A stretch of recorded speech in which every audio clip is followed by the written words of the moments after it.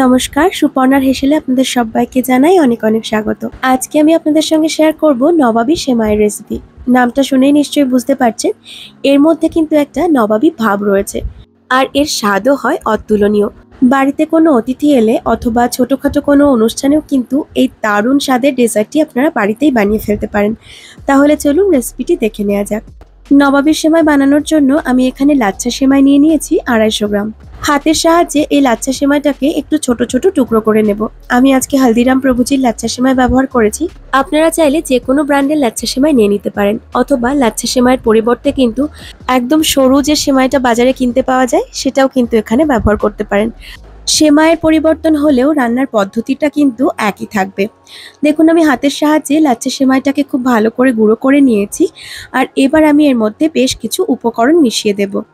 দিয়ে দিচ্ছি 3 টেবিল চামচ ঘি, তবে আপনারা চাইলে ঘিয়ের পরিবর্তে কিন্তু মেল্টেড বাটারও ব্যবহার করতে পারেন।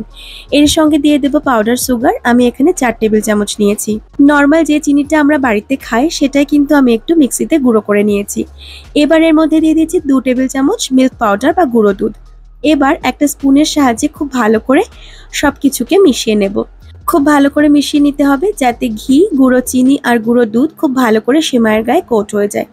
দেখুন, খুব ভালো করে আমার মিশিয়ে নেওয়া হয়ে গেছে। আর যেটুকু মিশতে বাকি আছে সেটুকু কিন্তু আমি যখন সেমাইটা ড্রাই রোস্ট করব তখন ভালোভাবেই মিশে যাবে।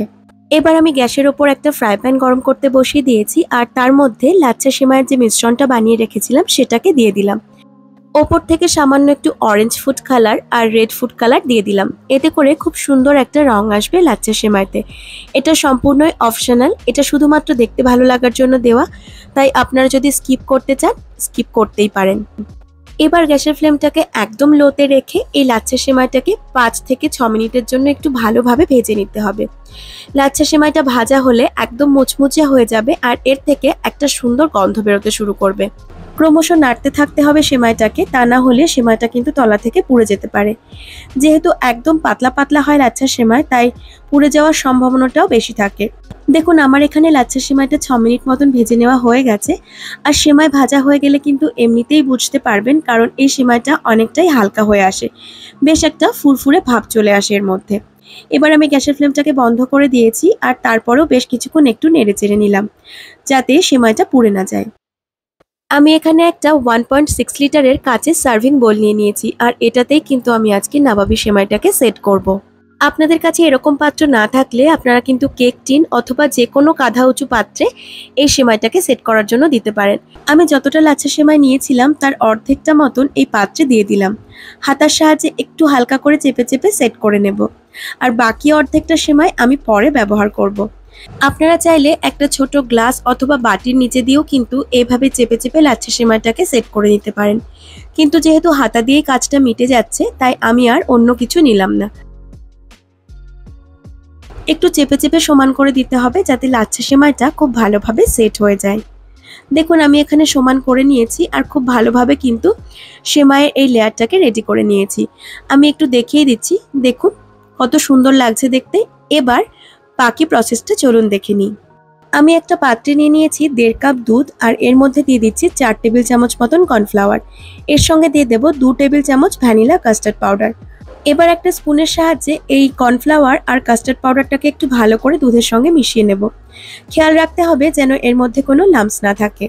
আমি এখানে যে দুধটা নিয়েছি সেটা কিন্তু রুম টেম্পারেচারে রাখা আছে। আর দেখুন, এখানে খুব ভালো করে আমি কর্নফ্লাওয়ার আর কাস্টার্ড পাউডারটাকে গুলে নিয়েছি।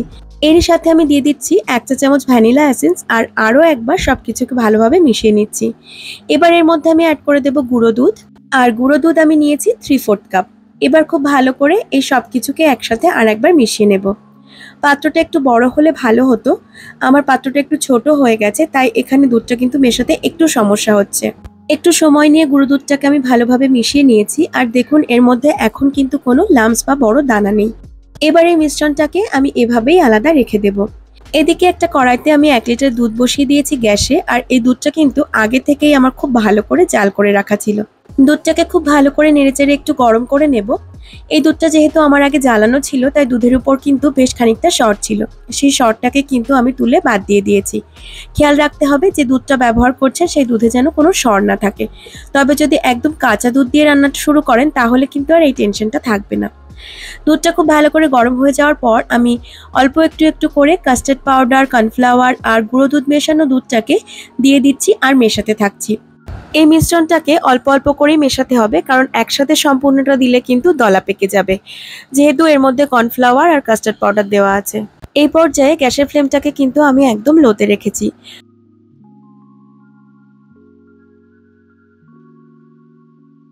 গ্যাসের ফ্লেমটাকে মিডিয়াম করে দিয়ে কয়েক মিনিট একটু ফুটিয়ে নিলেই দেখা যাবে দুধটা একটু ঠিক হয়ে এসেছে। আর তারপর এর মধ্যে মিশিয়ে দিতে হবে চিনি। অনেক বেশিক্ষণ সময় একদমই লাগে না এটাকে তৈরি করতে, কারণ খুব সহজেই কিন্তু দুধটা গাঢ় হয়ে আসে।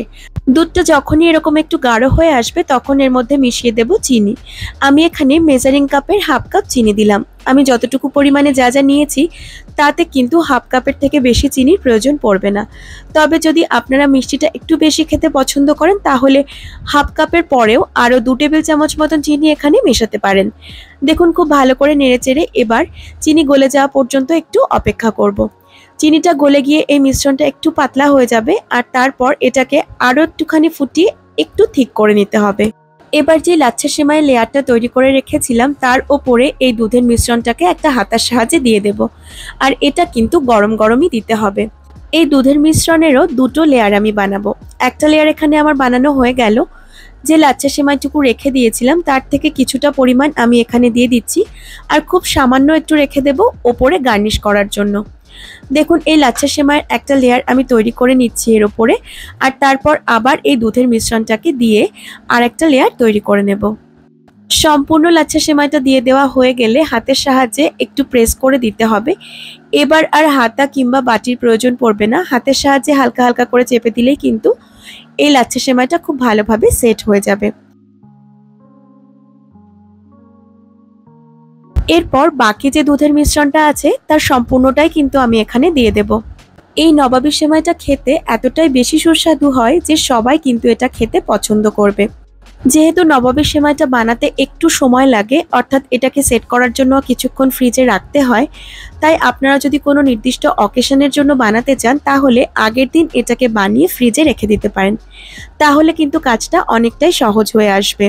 পরিবেশন করার কিছুক্ষণ আগে ফ্রিজ থেকে বের করে নিয়ে এটাকে ঠান্ডা ঠান্ডা পরিবেশন করতে পারবেন।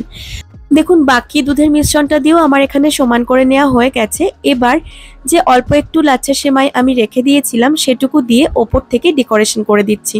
তবে আপনারা চাইলে ওপর থেকে ডেসিকেটেড কোকোনাটও ছড়িয়ে দিতে পারেন, অথবা আপনাদের পছন্দ মতন যে কোনো ডেকোরেশন করে নিতে পারেন।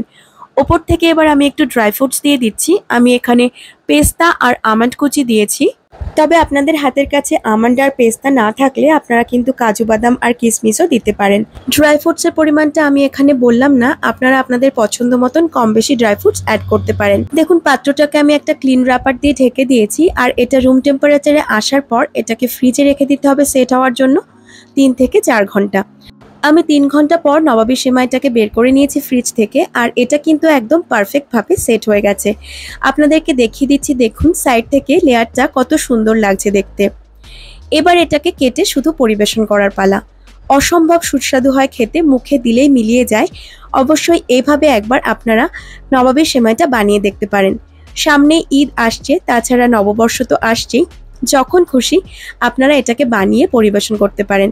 আমি আগেই বলেছি নামের সঙ্গে সঙ্গে এর স্বাদেও কিন্তু একটা নবাবিয়ানা আছে। এবার আমি এটাকে একটা প্লেটে তুলে সার্ভ করে দিলাম। কি দেখে জিভে জল চলে এলো তো? অবশ্যই একবার এইভাবে বাড়িতে বানিয়ে ফেলুন, আর এই সেমাইটা আপনি যাকেই বানিয়ে খাওয়াবেন তারই মন জয় করে নিতে পারবেন। ওপর থেকে ক্রিস্পি, ভেতর থেকে সফট এই দারুণ স্বাদের নবাবী সেমাইয়ের রেসিপি আজ কেমন লাগলো জানাতে ভুলবেন না কিন্তু। ভালো লাগলে অবশ্যই একটা লাইক করে দেবেন। চ্যানেলের নতুন বন্ধু হয়ে থাকলে চ্যানেলটিকে সাবস্ক্রাইব করার জন্য অনুরোধ রইল। আমি হাজির হয়ে যাব কাল আরও একটি রেসিপি নিয়ে।